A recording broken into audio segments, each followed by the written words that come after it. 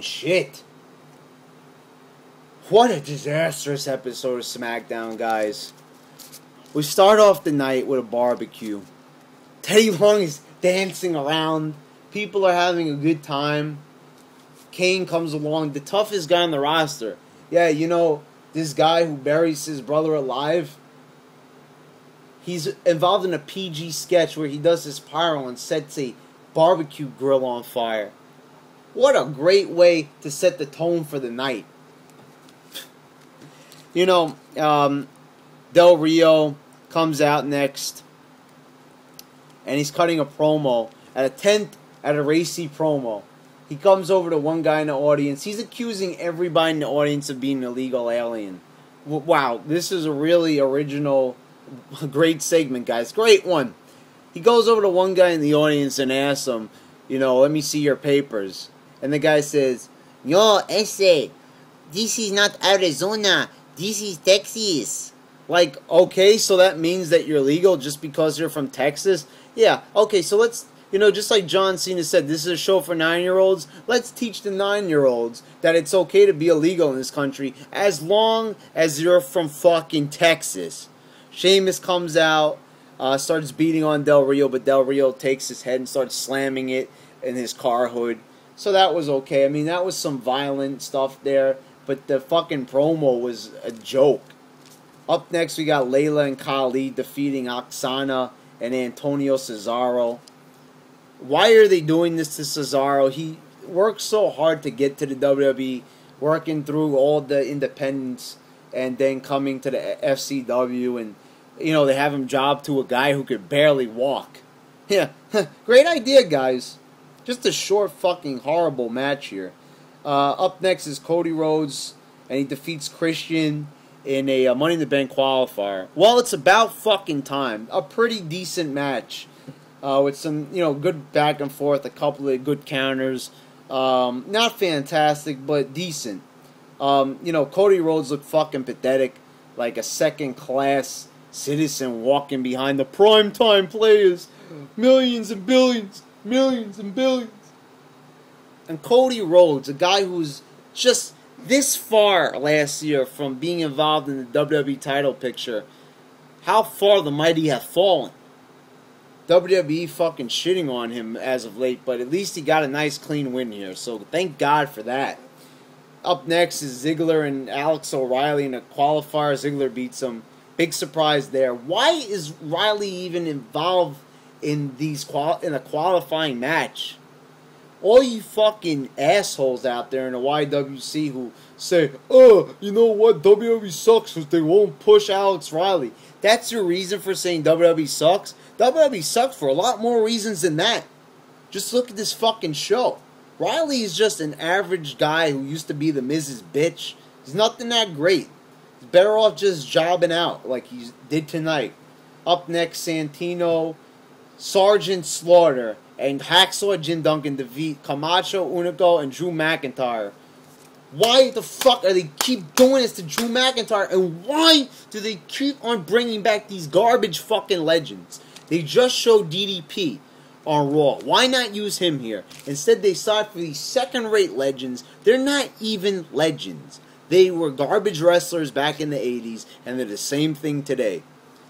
Yes, Hacksaw got a great pop, but that's because people are assholes. Up next is Ryder, Zack Ryder and Damian Sandow, and they get involved in the PG sketch. Ryder takes a punch bowl, Sandow ducks it, and it hits Eve. You know, this would have been a great opportunity to put Eve in a nice little tight t-shirt, and maybe we could have seen her like in a wet t-shirt. But no, she's wearing a long gown. Oh wow, great! Everybody would love to see that. You're wet in your evening gown. That's so funny. Okay, so up next we got Ryback, and he finally gets to face a WWE superstar, and it's Kurt Hawkins. It's about fucking time. It's only been 3 months. You know, Ryback no-sells everything. It's a live show, so they can't edit out the Goldberg chants. God, you know, even when he's facing a regular WWE superstar. This guy is fucking boring. You know, I'm forgetting something here. There was a Daniel Bryan, CM Punk, Michael Cole, AJ skit where Michael Cole was hitting on AJ. Says, "Oh, you want to get with a real man?" Daniel Bryan comes out and defends AJ. Why? He's a heel. I understand he's trying to get on AJ's good side, but he looks like a fucking pussy in the process. He's supposed to be a heel. Be evil. Act like a bad guy. Not like saying, "Oh, AJ, you know what? I'm going to get on your good side." It's fucking stupid. Anyway, CM Punk comes out, starts arguing with Daniel Bryan. You know, says that he's not going to lie to her. She needs help. Then she kisses both of them.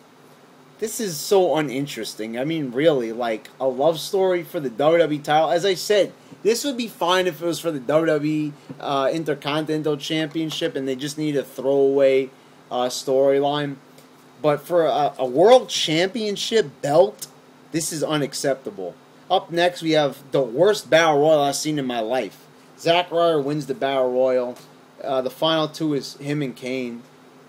You know, I know Battle Royals are all about throwing one guy, throwing guys over the top rope and eliminate them until you're the last man standing. But this is literally all it was. Usually you have like an exciting final four guys in there, and you know there's some like fast-paced action. But this was literally just guys getting thrown over the top rope one after the other. A fucking lame-ass Battle Royal. Zack Ryder next week is just going to make it a PG fest. You know, I thought to myself, maybe he's going to challenge one of the world champions, but the world champions are faces. So, you know, WWE's not going to do that. You know he's not going to face Sheamus or CM Punk for the titles. That's not going to happen. And, you know, the U.S. title and the Intercontinental title are held by faces. You know, wow. All the belts are held by faces now in the WWE. What the hell? Like, shouldn't it be the other way around? There should be more heel champions with faces to fight for the belts. You know, let's keep this happy. Everybody, Jesus Christ, even the women's champion, the Divas champion, is a face. Holy shit! You know, Vince McMahon should have just taken an 8x10 of Davy Crockett and just shit right on it tonight. Because this was a disaster. What a fucking slap in the face to this classic WCW NWA pay-per-view by, you know, taking its name and just putting it through the ringer. What a fucking joke this was. It was just a PG mess. The only decent thing on it was Cody Rhodes and Christian. Definitely one of the worst episodes of SmackDown I have seen in some time. Vince McMahon, you're just a fucking asshole.